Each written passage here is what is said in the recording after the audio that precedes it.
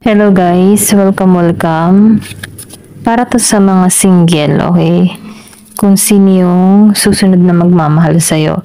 So, be open-minded po, hindi po halos lahat makaka-resonate, kaya piliin nyo na lamang. And thank you nga po pala sa mga nag-subscribe, lalo-lalo na yung mga bumabalik. Marami pong salamat. So, start na tayo.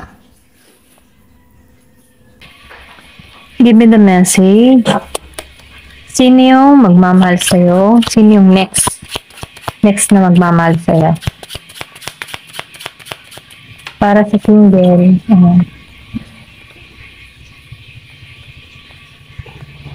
So, nakikitaan ko dito, no? Meron ditong Scorpio, Cancer, and Pisces. Sino yung magmamahal sa'yo?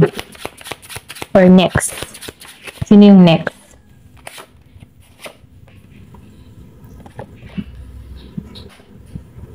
Okay.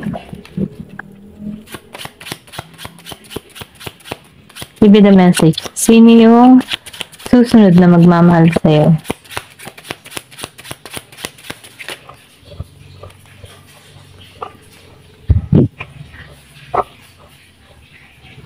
Lumabas lahat, may puso, okay? So, nakikitaan ko dito, no? Itong tao na ito, marami na rin itong pinagdaanan sa buhay, okay? Marami na rin itong naranasan. Ito lang yung nakikita ko. Meron ditong tao na, siya yung tipo ng tao na sobrang mapagmahal, genuine, okay? Totoo. Once na may minahal tong tao nito, talagang caring siya dito, okay? Kasi handa siyang ibigay yung cups niya para sa tao niya, okay? Kumbaga handa niyang ibigay yung meron siya. Gusto nito ay talagang yung pang family na, masasabing pang long term na. Pero ganun pa man ano, hindi to basta-basta madaling, alam mo yung tipong madaling makuha, okay? Masyado tong pihikan. Ayan. Kumbaga, once na meron tong ginusto na tao, pag-oobserbahan niya muna ito, okay? Kasi naranasan na nitong masaktan eh. Kaya medyo pihikan to, okay? I mean, sa pihikan ano, masyado lang siyang maingat. Ayan. Pero itong tao nito, once na nakita ka or natagpuan ka nito, offer niya talaga dito ay yung pang marriage na, okay? Happy family. Kasi itong tao nito, kaya nitong ibigay eh. Meron to sa buhay. Ito lang nakikita ko. Meron ako nakikita ditong Aries, Leo, Sagittarius, Gemini, Aquarius, and Libra. Pwedeng energy mo to, okay? Or pwede rin sabihin, ganito yung gusto mo, okay? Give me the message. So, nakikita ko rin dito, no? Nabitray na rin to, okay? Nabitray na to. Pero humahanap to ng mas malalim na koneksyon. Kumbaga, nananalangin to na sana may dumating sa akin na masasabing talagang para sa akin. Kumbaga, itong tao na ito ay nagdadasal. Give me the message. Humahanap to ng talagang para sa kanya. So, ito nakikita ko dito, no? May bagong simula. Meron ditong biglaan. Okay? Na hindi mo to inaasahan. Ace of heart, okay? So, nakikitaan ko dito, no? Ang ganda. Kumbaga, itong tao nito, once na ito'y pumasok sa buhay mo, ano, marami itong pinagdaanan, pero ang gusto talaga nito ay yung pangmatagalan, okay? Kumbaga, no, pwede rin ito rin yung makatulong sa'yo kung meron kang mga masasakit na karanasan in the past, ano. Siya yung tutulong muli sa'yo para mabuo yung puso mo dito, okay? So, itong tao nito, kaya niyang ibigay lahat, okay? Lalo-lalo na sa larangan ng pag-ibig. Once na nagmahal ta talaga yung todo, okay? So, naiitangan ko rin dito, no, may swerte na hatid itong tao na to para sa'yo. Ito lang yung napipil ko, no? Kasi, caring, maalaga, and then nakikitaan ko dito, maasikaso, okay? Mapagmahal pa. Ito lang nafe-feel ko sa tao mo. Kasi kung makikita mo, full heart ang lumabas, ano? So, nakikitaan ko dito na marami tong kayang i-offer, okay? Stable na to, okay? Meron na to sa buhay. Kumbaga, kulang na lang nito ay asawa, makakasama sa buhay, ganyan. Nakikitaan ko rin dito na ito yung tipo ng tao na meron na rin siyang matured, okay? Kumbaga, may edad-edad na to. Ayan. Give me the message. Ano pa yung mensahe? Sino yung parating na magmamahal?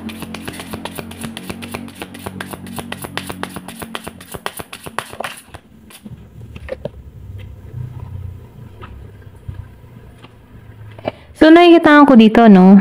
Itong tao nito, marami siyang naranasan sa nakaraan niya, okay? Kumbaga, unti-unti nitong binabangon muli yung kanyang buhay or marami tong betrayal na nangyari din sa life niya, okay? Pwedeng meron tong bad relationship in the past, meron tong naranasan na gano'n sa pwedeng unang asawa, okay? Basta't yung, kumbaga, nakikitaan ko dito na nagkaroon to ng masamang experience sa past niya, okay? Past relationship niya. Na kung saan, nawasak to. Ito lang nafe-feel ko, nawasak yung kanyang puso dito. Pero ganun pa man, yung nangyari dito, kahit na hirapan to sa kanyang sitwasyon, kinaya niya eh. Kinaya niya yung kanyang nararamdaman. Kumbaga, hinarap niya yung pain na nararamdaman niya. Kumbaga, ito yung nagtulak sa kanya para bumangon, okay? Kumbaga, nafe-feel ko din dito na marami kang pagsubok na kinaharap, na nawasak siya, pero inalisan niya to, okay? Kumbaga, umalis siya dun sa comfort zone na yun na feeling bigo, ganyan. Kumbaga, tinuruan niya yung kanyang sarili dito, okay? Ito lang yung nakikita ko.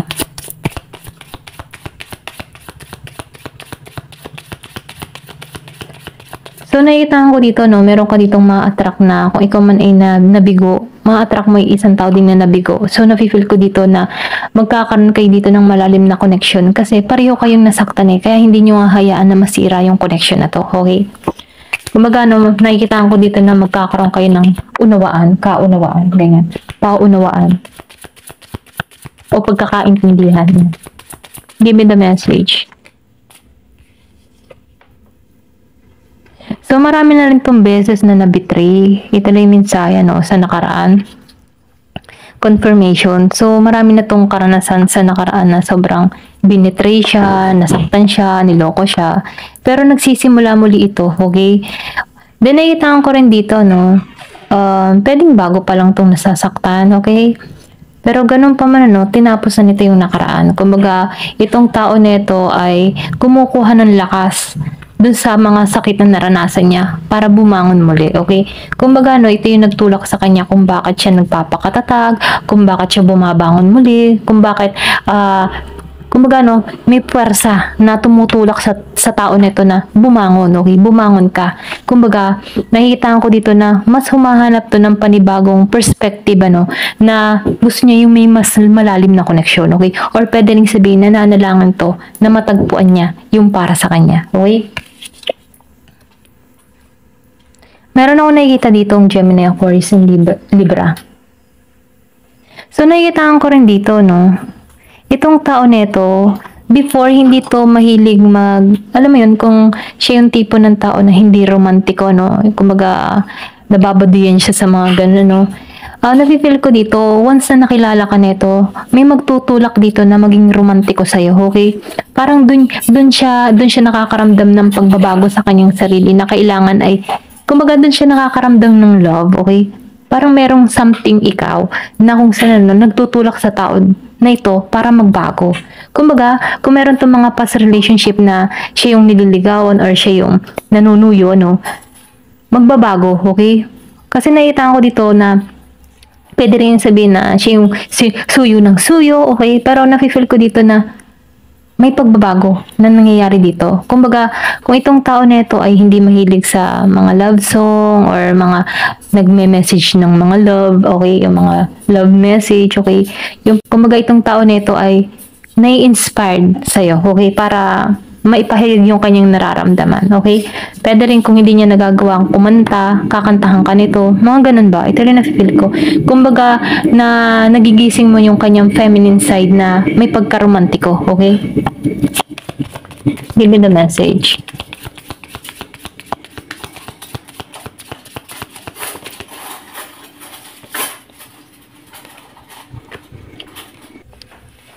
So, meron ako nakikita dito, no? Nakikita ko din dito, no? Kasi itong taon na ito, police betrayal din ang naganap eh. So, itong taon na ito, nagkakaroon ng light, okay?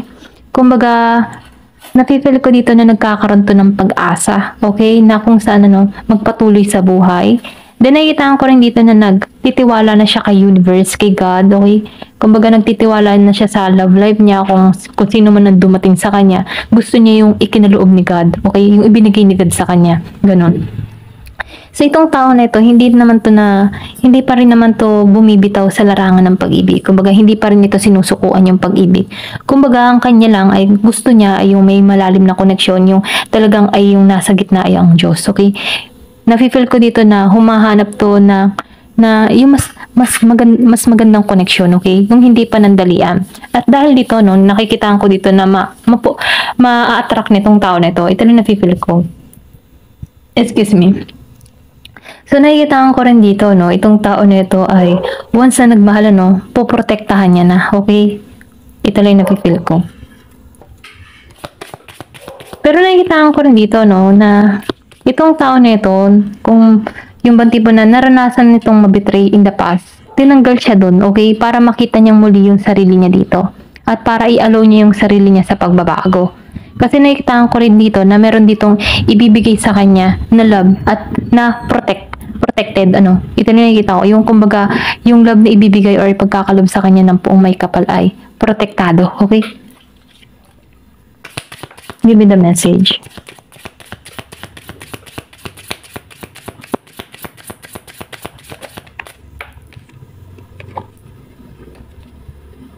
So, lumabas dito, no?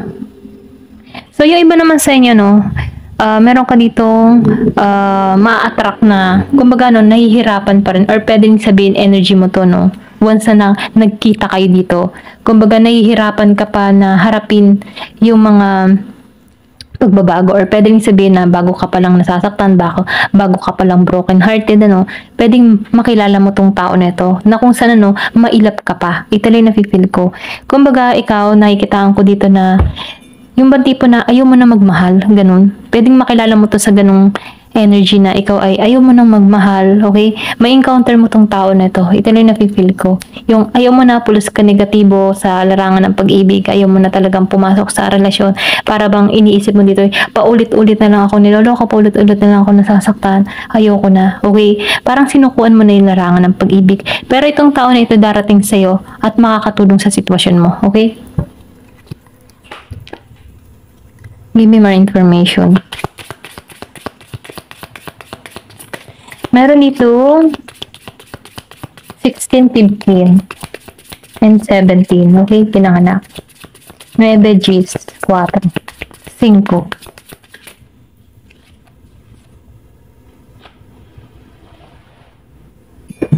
So, nakita ko rin dito, no? Yung iba naman sa inyo, wala kang mahanap na kasagutan eh kung meron pa bang darating sa buhay mo, okay? Kumbaga, wala kang idea, wala kang, yung tipo na wala kang alam na, kumbaga, sinukuan mo na eh, yung love, okay? Kumbaga, hindi mo alam kung meron pang darating, ganun. So, nakita ko rin dito na ma-acknowledge mo na lang eh, or tatanggapin mo na lang sa sarili mo na wala na, okay? Na wala nang darating sa buhay mo. Pero ganun pa man, ano, merong ipagkakalob sa'yo, okay? Kumbaga, yung mga hindi mo makita sa panahon ngayon, darating at darating yan, okay? Nang unexpected, hindi mo inaasahan to, okay? Na kung saan, ano, marami kang tanong, pero mapupunta to sa realidad, na kung saan, ano, ipagkakalob to sa'yo, okay? So, tingnan natin dito, no, sa message na to. Give me the message. Ano pa yung mensahe? Ito na lang isa. Sino yung parating sa'yo? Okay? Sino yung susunod na magmamahal sa'yo? Meron ditong Virgo, Capricorn, Gemini, Scorpio, Cancer, and Pisces, Aries, Leo, Sagittarius, Gemini, Aquarius, and Libra. Yan. Pinanganak ng 9, 15, 16, 17, 6, 9, G, 5, 1. So, nakikita ko dito, no, papatungo ka sa commitment, okay? So, napipil ko dito, pagtatagpuin kayo dito, nang hindi mo inaasahan. Yung panahong takot ka na magmahal. Meron ditong 4. So, napipil ko dito, malalim tong connection na to, yung patungo sa'yo. Okay, romantiko, okay? Pero yung nakikita ko, romantiko tong patungo sa'yo. So, confirmation, no? Merong Year of the Horse. So, nakikita ko dito, magbibigay ito ng light sa'yo, pag-asa, okay? Magiging kang masaya dito. Pwedeng may pagka-long hair tong patungo sa'yo, kulot, medyo kulot, ganyan. May pagka-bombay, ganyan. Or pwede rin sabihin, ikaw to, kung lalaki ka, no? Matatagpuan mo to. Hinahanap mo. Give me the message. Kumbaga, nakikita ko dito, magkakaroon ka ng kaliwanagan or meron ka dito matatagpuan. Kumbaga, pag-asa. Merong eagle. Ayan. Pwede rin meron kang eagle na favorite or favorite mong eagle. Ganyan. Sexual freedom. So, nakikita ko dito yung kalayaan niya sa bawat isa. Walang tinatago, ano? Walang inaapakan. Malaya kayong gawin ang mga bagay-bagay na gusto nyo. Okay? Kumbaga meron ditong infinity symbol, pinagbuklod kayo dito.